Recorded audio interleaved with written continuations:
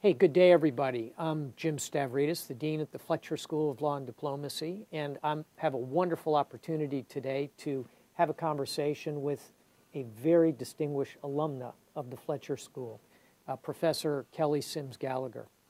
Kelly is currently leading our CIERP Center, but I want to start with your latest book. So the book ships next week. Wow. And it's available for pre-order on Amazon. Say a word about the book. How did it come to you to write on this particular topic? Yes, so what's the it all book about? is called The Globalization of Clean Energy Technology, Lessons from China. Oh, boy. And what I did was look at 4 case studies in China, and the goal of the book is to try and identify the main barriers and the main incentives to the cross-border movement of technology. Oh, boy. So why do we care about the global diffusion of clean energy technology, climate change, energy security, economic competitiveness?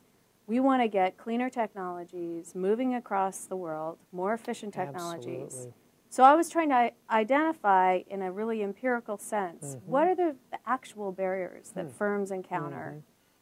So I did interviews in China, in the United States, and in Germany. Wow, and you speak Mandarin, I believe. I do speak Mandarin. What a gift. And it's hard going. Yeah. And what I found was that the main barriers are cost in some cases, Sure. the lack of a natural market, because the market doesn't take into account environmental damages, the costs of energy security or achieving energy security and so forth. So a lack of policy creates a lack of incentive to move these technologies across borders to meet those markets. And in some countries, like the United States, access to finance turns out to be a key barrier. Yeah. Although it's not a barrier for the Chinese. So one big finding was they have a real comparative advantage in finance. Now, as we look forward to the future of China, how big a challenge is the environment in China going forward? I think it's very substantial. Indeed. I mean, in terms of local environmental quality, I think there's very few things that threaten the Communist Party as much as environmental degradation. Interesting. On my last trip there, everybody was wearing face masks and having to contend with truly severe urban air pollution. And I think the government's deeply worried. In the longer term, I think they also are deeply worried about climate change, extreme weather events, the very acute problems they're already having with freshwater supply. So I think it's very important. Well, I love the way your research is this nexus between the environment and China. And because I'm the dean, I just happen to have here Debating China, another wonderful book that's just come out that I believe you have contributed a chapter to. Yes, Can you say a word of this? This is a great book. It is debates between American and Chinese scholars on various topics: security, economics, human rights, and of course energy and environment. So I was the co-author of the Energy and Environment Debate. Fabulous. And it's a series of letters back and forth where we each present our own points of view. Wonderful. Well, congratulations on some wonderful publications, Kelly, but also congratulations on taking over the CIERP, which is now celebrating its 20th year. Yes. You have been in charge now for some months. Can you tell us a little bit about your plans and where you want to take this extremely, I would say, jewel in the crown here at the Fletcher School? Yeah.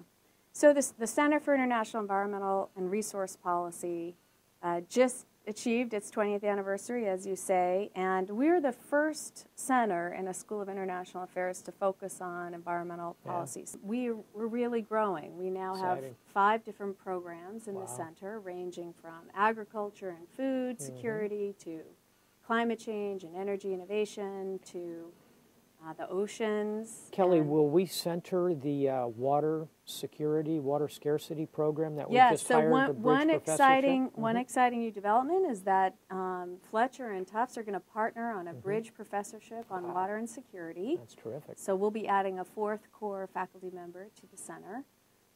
We also have a new incoming professor, Avery Cohn, who works on agriculture and land use change in Brazil. And he's a specialist on Brazil, I think, right? So that's a wonderful addition. We're developing kind of a BRICS competency in the center. Fabulous.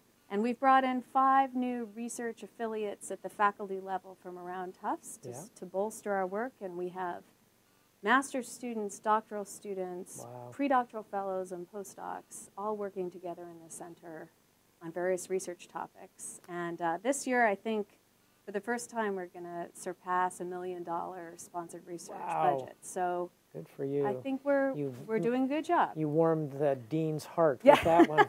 So, Kelly, we're really proud of you. Thanks for sharing a little about your research with us. And I did want to mention that we've got a Fletcher Reunion coming up on May 16th through 18th. That's May 16th through 18th.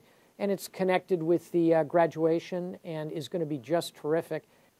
Kelly, thanks for coming. You're not only a wonderful professor at the Fletcher School, but you're also a terrific alumna. We're proud of you in both dimensions. All the best.